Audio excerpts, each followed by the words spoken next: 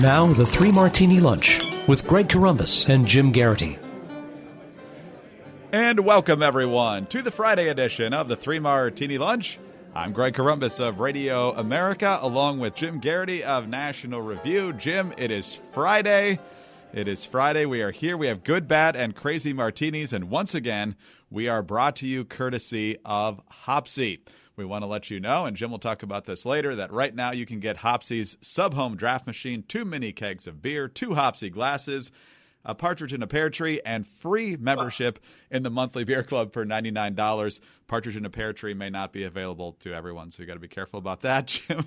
But let's get to our good martini here. And one of the things that the Democrats love so much about the 2016 campaign, until they lost, was that the Republicans spent so much time just killing each other in the primary. There were 17, or was it 18 at some point? Anyway, they needed 2 stages to do it, and it was just a lot of mudslinging for almost a full year before it finally came to an end. And that's what the Democrats are looking at this time. Even if Trump does get some gadfly competition from Jeff Flake, John Kasich, or both, there's going to be a lot of Democrats running for president. And one who's getting a lot of attention right now, even though he lost his Senate race in Texas, is Beto O'Rourke. We just talked about how he has mentioned now that he's changed his mind. He's now considering it when he said earlier this month that he would never do a 2020 presidential run. It's also worth pointing out that a new Politico poll already has him in 3rd place behind Joe Biden and Bernie Sanders, so I'm sure that's adding to the intrigue. But one person's not so intrigued, and that's Rahm Emanuel, the former Clinton administration official, former Obama chief of staff, outgoing mayor of Chicago. He was on Morning Joe on MSNBC talking about Nancy Pelosi once again ascending to the speaker's chair.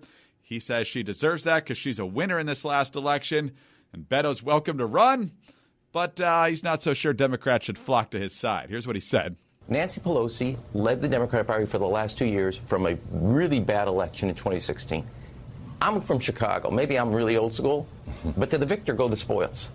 You don't. Now, a lot of people in our party, and if Beto O'Rourke wants to go and run for president, God bless him, he should put his hat in and make his case. But he lost. You don't usually promote a loser to the top of the party and then take a winner and say, we're going to cut your knees off. My view is, everybody in our party always says, the Republicans are so much tougher, so much stronger. Do you think they would take somebody that won and said, you know what your reward is? We're going to cut your knees off. Right. Look, in Chicago, New York, across cities and suburban areas, that's not how you play politics to win. Jim, somehow in 4 years, I think that's going to end up in the next Bears versus Jets attack ads. But Rahm Emanuel seems to have a great interest in cutting people's knees off. But we'll leave that aside for now. But he's already throwing out there that Beto O'Rourke's a loser, which means I'm guessing he has a candidate already in mind that he prefers. But the infighting has begun, Jim. It's wonderful. I got to go back and check, Greg. But off the top of my head, I don't remember Rahm Emanuel saying that in 2016 in the primaries. Do you? No. We would never want to nominate someone who'd run for a race and lost before, except for my good friend Hillary Clinton. The other point I made in the jolt, which is look, and there's an interesting argument to be made that American society, and in particular our political culture, has gotten too quick to reject someone once they lose a political race. You go back through most history, Lincoln is the most famous example. People have run for a race, lost, and then gone on to win the presidency. As I noted, just kind of looking back through recent history, if you're like, I don't want anyone who's ever lost a race, well, then you're not going to nominate Barack Obama, who ran for the House back in 2000 and did not succeed. You're not going to nominate Bill Clinton, who lost the governorship, then ran 4 years later and won it back in Arkansas in the early 80s. Jimmy Carter, Lyndon Johnson, they both run for office and lost at some point. This isn't once this unthinkable development in a politician's career. At some point, you're going to have a bad year or get caught sleeping, so to speak, and you end up losing. And Beto O'Rourke can make the strong argument that coming within 3 points of Ted Cruz was the best performance of any Democrat in his state for the past generation. So the really interesting question here is, who is Rahm Emanuel? If Rahm Emanuel wants to say, I think that we have better candidates, there are candidates that I can prefer, fine. That's, perfectly normal, perfectly fine and within bounds. This kind of a whack indicates that he's got somebody he likes and he really wanted to take a whack at Beto O'Rourke. Another interesting question is, who is this person he likes? Considering Rahm Emanuel is, Obama's first chief of staff and would traditionally be thought of as an Obama loyalist, You might think Joe Biden. Maybe you'd think somebody like Deval Patrick, who a bunch of other Obama fundraisers have kind of gravitated around. Eric Holder reportedly thinking about running. Technically, Castro was in the cabinet too, or something like that. But I went through the list because one of the things I was kind of thinking about was Rahm Emanuel ran the DCCC back in 2006. Obviously, it was a very good year for Democrats. And they won a whole bunch of House seats that year. Midterms are going badly. Iraq was going badly. But the interesting thing is that almost all of them lost in the 2010 midterms, the 2014 midterms. He built a House majority that ended up being fairly short-lived. And a whole bunch of them, I went back and checked, they're not only not in Congress anymore, a whole bunch of them aren't in politics anymore. But there's one glaring exception, Greg, and I found it kind of interesting. Kirsten Gillibrand was elected in that wave of 2006. Rahm Emanuel helped recruit her, helped set up that race. And, that's kind of helped but wonder in the back of my mind if maybe she was always one of his favorites. And she's somebody who he would like to see get a good shot at the nomination. Did you say Kirsten Gillibrand, Jim? Because there's more infighting over her. Syndicated columnist Richard Cohen, at least I think he's syndicated. Anyway, guess what name produces an explosion of outrage if dropped in a conversation with many New York Democrats? Donald Trump? Mitch McConnell? Paul Ryan? Guess again, it's Kirsten Gillibrand, the political assassin of Al Franken, widely seen as an opportunist who has so sharply changed some of her positions that it's a wonder she's not in traction from ideological whiplash. Gillibrand was the first Democratic senator to call for Franken's resignation after he was accused by several women last December of sexual misconduct, including posing for a goofy photograph appearing to grope a sleeping woman, a joke intended at her expense. Gillibrand's betrayal of Franken continues to haunt her. As reported by Politico, HuffPost, and others, many on the left refuse to forgive her. She is now all but officially running for president, stalked by a reputation as an opportunist. If she wants to remedy that, she ought to concede she acted precipitously with Franken and denied him due process. For that, an apology is in order. That would show true leadership. So, Jim, the Me Too movement, which Gillibrand elbowed so many people out of the way to get in front of, might run her over. How about that for some poetic justice? Yeah, I'm just kind of marveling at this idea that taking down Franken is the worst thing Kirsten Gillibrand has ever done. Really? That's why you're mad at her? That's why she's unacceptable? And it's kind of interesting that in this era of Me Too-ness and this heightened sensitivity, this heightened awareness of male sexual abuse of women and abuse of bosses and people abusing their positions of power and authority. As you noted, in one case it was photographic evidence. In other cases, people with no motivation, liberal activists, people who no doubt agreed with Franken and his politics, were coming forward and saying, yes, this happened to me too. He squeezed my butt, stuff like that. And this strange notion that, Dershowitz seemed to think that this sort of, the positions he took made him exempt from the rules that guide behavior of everybody else in the world. And this, this is the sort of thing you think should bother progressives. I remember the argument, and it struck me as a very strong one, what made Al Franken so irreplaceable? What made him so, he's such a good leader. By golly, we're never going to find another senator who could be anywhere near as good as Al Franken. That's why we have to forgive this. That's why we have to avert our eyes and pretend we don't see it. Look, I think standing up about Franken might be, in my book, one of the best things Kirsten Gillibrand ever did. Is that line from Harry Potter, standing up to your enemies is, hard, but standing up to your friends is even harder. So if this ends up being what stops Kirsten Gillibrand's presidential campaign, as opposed to all of her other flaws, Greg, I will find it really kind of fascinating and, somewhat bittersweet that, she'd be so punished for doing what seems like the right thing. Amazing. The infighting is going to be so much fun over the next year and a half. It's just going to be delicious. Just go back to Nancy Pelosi for a second and Rahm Emanuel. I don't know, Jim, if you remember if he did this. Did he mention that Nancy Pelosi deserves another shot after she lost in 2010 and 2012 and 2014 and 2016? Quite a few years to put in there, huh, Greg? Yes. But hey, she is, I don't know if she's the ultimate political survivor, but she's on the short list, as we've chronicled before. But Anyway, if you're popping some popcorn, getting ready for the Democratic infighting until they actually have a nominee, which is hopefully well into 2020, you might want a nice, tasty cold beverage to go along with that, and that's where HopsE comes in. Everybody knows that the only way to get beer at its best is straight from the tap. HopsE brings beer on tap to the comfort of your own home without the price tag that many beer drinkers have come to expect. You can have your own beer bar at home with the Sub. It's a countertop appliance that fits neatly in your kitchen, bar, or living room. Think of HopsE as the Nespresso for beer or the Keurig for beer. So whether you're a hophead, a malt mouth, or a palate partier, you can enjoy a variety of beer styles from big and small breweries, which rotate monthly. Their IPAs, by the way, are very popular. HopsE partners with a long list of breweries and ships mini kegs to your home or office. And Jim, I know you have had the delight of trying this out now for a little while. I have, Greg, and as noted this week, look, obviously if you're having a party, this is fantastic. This is neat. It's the sort of thing you want to show off to your friends and say, hey, come on over. We'll have a few. But I've been thinking about also what's nice about having this machine is that, a couple of months, NFL playoffs start. I certainly won't be watching the Jets in them. But let's say I decide to sit down and have some. Maybe I got people over, maybe I don't. But if I feel like having a beer, it's not like going to the fridge and, there's nothing wrong with bottled beer or canned beer. It's perfectly fine. But we all like it from the tap. You go to a restaurant, you see what's on tap. It tastes better. It tastes fresher. And I've got it now in my house. And as you mentioned, they have a nice variety. I liked the porter. I liked the stout even more. Ordered some kind of lighter, happier ales and stuff like that for the holiday party coming up. So you've got a nice variety. And as I mentioned, they try to match you with breweries that are close to you, so you're getting some nice, fresh options. If you got to log in, you got to go, set up your account. You take a look at what they have. If you're in New York, they're probably not going to send you one from, all the way across the country in California and vice versa.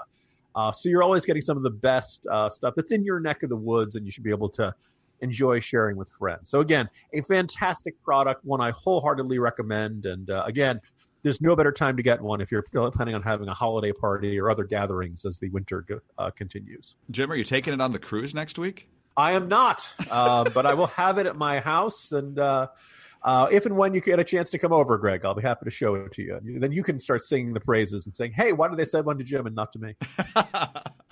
All right. If you want to get the Sub Home Draft Machine, 2 mini kegs of beer, which is equivalent to about 2 6-packs, 2 HopsE glasses, and free membership in the monthly beer club for $99, go to tryhopse.com/martini and use the promo code Martini. Terms and conditions do apply. Try HopsE, tryhopsy.com/martini. Promo code Martini. All right, Jim, let's move on to our bad martini now. And this pretty much broke right around the time we were recording yesterday. And that's where former Trump personal attorney Michael Cohen pled guilty yet again, this time to lying to congressional investigators, mainly about the timeline at which the Trump organization stopped negotiating with the Russians about building a Trump Tower in Moscow. He had previously said it was in January. Now we know it was at least until the summertime, which is around the time that Trump wrapped up the Republican presidential nomination. Trump yesterday on the South Lawn making it very clear that he didn't do anything wrong, even if Cohen's telling the truth. But he says Cohen is lying, essentially to get a better sentencing deal and just because he's a terrible person. But he was convicted with a fairly long-term sentence on things totally unrelated to the Trump organization, having to do with mortgages and having to do with cheating the IRS, perhaps, a lot of different things. I don't know exactly, but he was convicted of various things unrelated to us. He was given a fairly long jail sentence, and he's a weak person. And by being weak, unlike other people that you watch, he's a weak person, and what he's trying to do is get a reduced sentence. So he's lying about a project that everybody knew about. My favorite part of that, Jim, is where he's listing Cohen's crimes, and then he says, I don't even know if these are right. It's something like that. And then he gives a nice shout-out, I think, to Paul Manafort for not being a weak person. We're also finding out from BuzzFeed that President Donald Trump's company planned to give a $50 million penthouse at Trump Tower in Moscow to Russian President Vladimir Putin as the company negotiated the luxury real estate development during the 2016 campaign. So talked about this with your colleague Andy McCarthy for an interview yesterday. He says it's still really a collusion without a crime, I think is how he put it. And but he says there's a lot of people lying about a lot of different stuff, so it still looks really, really bad. Sometimes Donald Trump finds himself backed into a corner, and he will offer the first explanation that pops into his head. Among them, that Cohen is not a smart person and a very weak person. And obviously, the very weak thing, he says, not as strong as some of the other people you've seen. You assume Manafort. And this idea of, look, some of these guys are smart enough to hold out and wait for a pardon. Why isn't Cohen smart enough to do this? Certainly that seems like the subtext of that remark. But a little bit later in that exchange, one of the reporters asked, Mr. President, if Cohen is such a bum, why did you keep him as your lawyer for 12 years? And Trump answered it was because he had done him a favor many, many years ago, a long time ago. Well, you don't hire someone and keep them as your personal lawyer for 12 years if you think they're a stupid person and if you think they're a weak person, right? That would just be suicidal. That would just be, enormously self-destructive. And so, but it is that clearly for a long time, Trump didn't think that he was stupid and didn't think that he was a weak person. And then at some point you found out, lo and behold, this person is not as loyal and dedicated as Trump thought he was. A habit you might see, you're like, oh, gee, it's kind of like his experience with Omarosa. It's kind of like his experience with several of his cabinet members. It's like his experience with, gee, by golly, isn't it strange that all these people keep betraying Donald Trump? Now, how is it kind of very odd that his judgment in people turns out proving bad? Turns out so bad over and over again. Lewandowski, Manafort, as I mentioned, Moreno, Steve Bannon, Rex Tillerson. How does he keep ending up with people who do the exact opposite of what he wants them to do? And the answer is, Trump has terrible judgment in this, and he keeps believing that people who suck up to him are good people who are going to stay loyal, and they don't. Surprise, surprise, or maybe not all that surprising. This is where Trump gets in trouble over and over again. Now, again, this other thing is that if you want to be president of the United States, perfectly fine. If you want to do business with Russia, fine. It's very complicated, morally complicated, legally complicated, and I think most people would say, just ethically wrong to try to do both at once. You can't say, I'm going to be able to handle Russia and I'm going to be able to stand up to Putin. I'm going to be able to, handle it as a government entity, and I'm going to be able to be a business entity and make money with Russia at the same time. Russia is a deeply corrupt place, and the idea that Trump believed that he could pursue business deals with Putin on one hand, and then run for president and potentially, be the one dealing with him in a government role on the other hand, like this is the pretty much the very definition of a conflict of interest. You can't be setting U.S. policy on a foreign country while you're trying to negotiate with that foreign country's government for your own personal business deals. That's pretty much the equivalent of bribery. The idea that at some point they're going to give you some sort of concession on the business side so that you'll make some sort of concession with them on the policy side, i.e. sanctions, i.e. the treatment of Ukraine, i.e. the threatening of Eastern Europe, i.e. the support for NATO. You can go down the long list here. And all of a sudden, why is Trump so... he lashes out to everybody. He never lashes out at Putin. Why? What is, what's behind this? I've written earlier this week and gotten a great deal of grief over the idea. I find it extraordinarily implausible that Donald Trump is some sort of secret Russian agent who's been manipulated for years or something like that. And if it is, I think it's rather appalling that our intelligence agencies, the FBI, the NSA, and all these groups, all of the resources they have wouldn't be able to uncover such a thing. What is much more plausible is that when Donald Trump looks at Putin, he sees a giant pile of money instead of seeing the potential threat and undoubtedly anti-American and aggressive leader that he is. So that's where we are. Trump keeps digging himself in deeper and, offering these things of, as a favor, I decided to keep somebody as a lawyer for 12 years. Sure. Exactly. Jim, I'm certainly not going to suggest that Trump and his team played it by the ethical book. I think we got a long track record to suggest he's more than willing to flout that if necessary. But here's another factor that I think plays in, even though he would never, ever admit this. I think he never thought he'd win. And so he just kept doing his business because he thought the campaign at some point was going to end, whether it was in the primary or ultimately on Election Day. I think deep down he just didn't think this part was going to happen, so he's just going to keep working on the business side. Yeah, if you believe Michael Wolff's Fire and Fury, which is obviously disputable. Right. A lot of Michael Wolff's stories don't quite check out. or is only rely on one source, and those sources themselves may not be all that reliable, et cetera, et cetera. But he opens with this very vivid description of Trump's victory party, and we remember there were pictures of them on the couch at that moment of just being shocked when they realized they had won. There was this kind of expectation that they would be close, and Trump would be able to say, the election was stolen, and play the martyr, and remember, there was a lot of talk before the election that Trump wanted to turn it into basically create his own Fox News or something like that. That the presidential campaign was not designed to win, but it was designed to be a stepping stone to a bigger profile in American life. Greg, and then he screwed it all up by winning. I'm not saying he didn't want to win. I'm saying I think he thought it would be unlikely. He saw many backup opportunities. Yes. All right. Let's move on to our crazy martini now. This one really has nothing to do with politics, but it's definitely crazy, so it meets that criteria. NBC News. Southwest Airlines has apologized for a gate agent who reportedly laughed at a 5-year-old passenger's name, spelled Abcde and pronounced Abcde, all within earshot of the girl and her outraged mother. The incident unfolded at John Wayne Airport in Orange County, California on November 2nd when the employee noticed that the young passenger's unique name the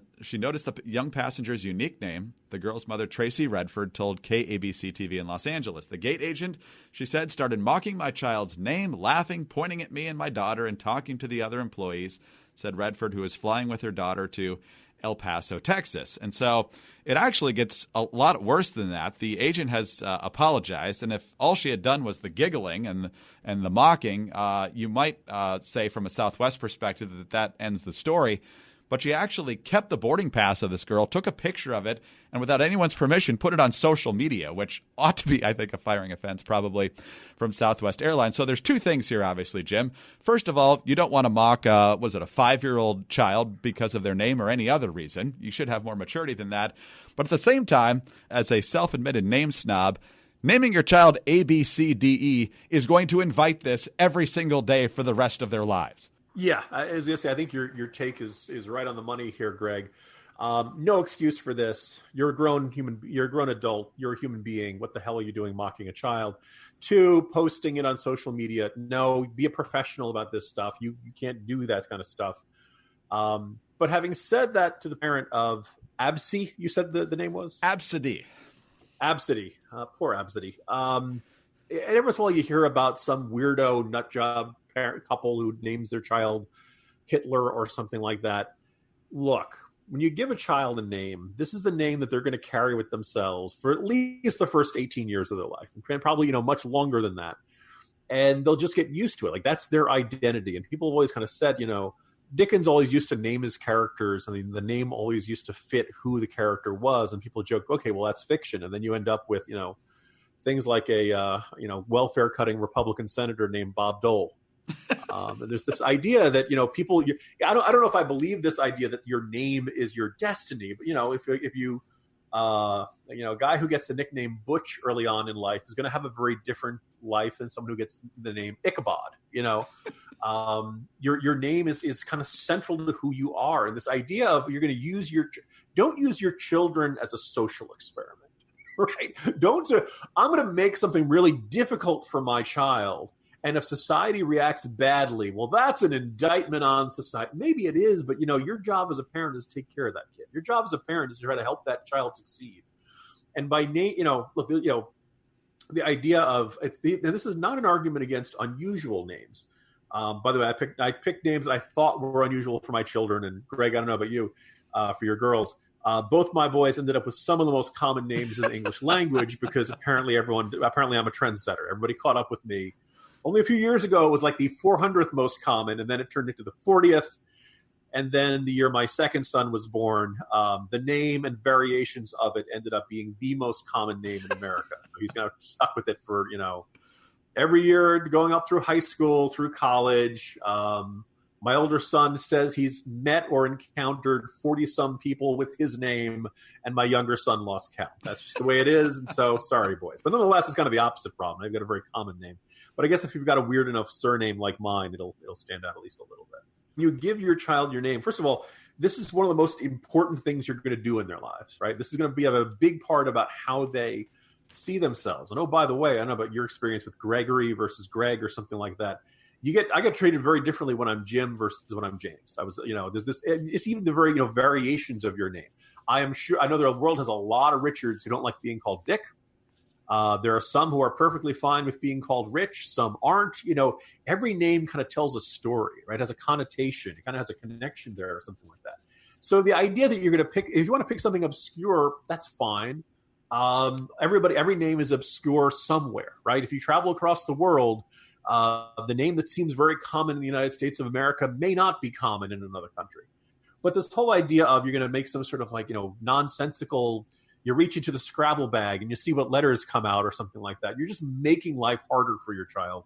And it seems kind of irresponsible or something like that. So I don't know where exactly to draw the line between names that are unique or unusual. You've heard the stories that, after something like Game of Thrones comes out, all of a sudden you get people named after that or something like that. I would not name my children Luke or Leia, even though I like Star Wars or something like that.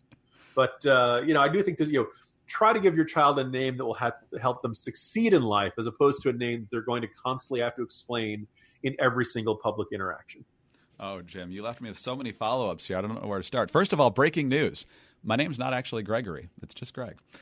Number two, although a lot of people think it is. Yes, absolutely.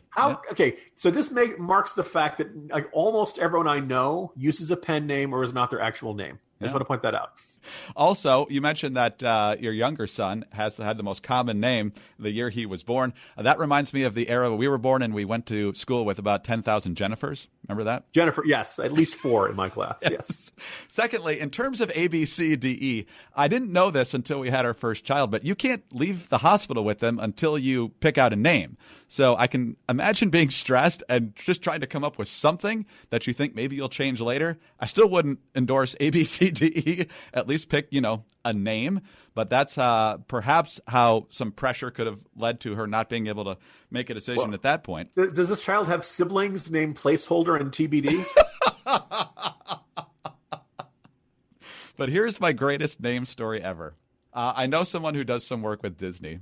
And there is a practice there of letting little girls, when they come visit the Magic Kingdom, dress up like princesses. And then employees there dressed up like princes come and talk to them and be kind to them, maybe dance with them a little bit. And so the girls, when they're dressed up like princesses, have name tags. And so the princes will come over and go, "Oh, it's a delight to meet you, Princess Emma or Princess Olivia." Well, one day the prince comes over and he sees a little girl with this name tag. You might want to write it down just so you can picture this. SHADYNASTY. SHADYNASTY. So this prince is completely befuddled, but he's got to do it. So he goes forward and he says, "Oh, it's a pleasure to meet you, Princess Shady Nasty." And her mother from somewhere else in the room says, "Her name is Shadynasty." Oh, no. Oh, no.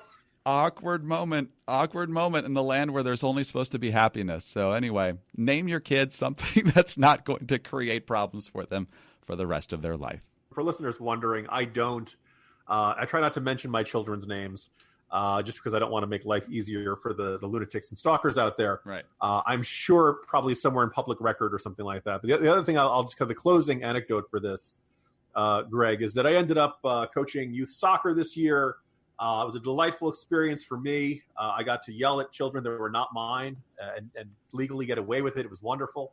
No, they're really wonderful kids, but of course you end up with these, you figure out which names are very popular. So you end up with, Jaden, Braden, Caden, Hayden, and Peyton all on one team. You're like, okay, I can figure out what's going on with that.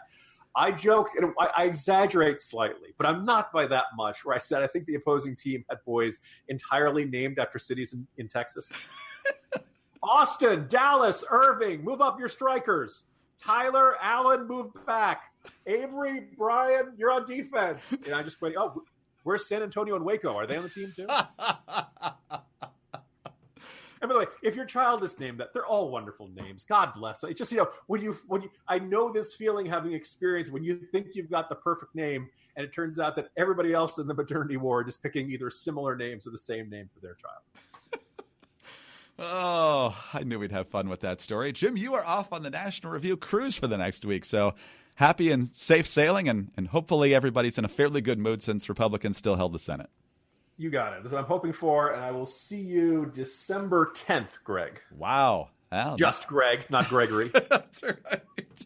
All right. But we will have 3 Martini Lunch podcast next week. The inestimable Dan Foster will be filling in for Jim next week, so we look forward to that. Jim, enjoy the time away, and we'll be back on Monday for the next 3 Martini Lunch. In the meantime, visit our good friends over at HopsE. Don't forget, for just $99, you can get the sub-home draft machine, 2 mini kegs of beer, 2 HopsE glasses, and free membership in the monthly beer club for $99.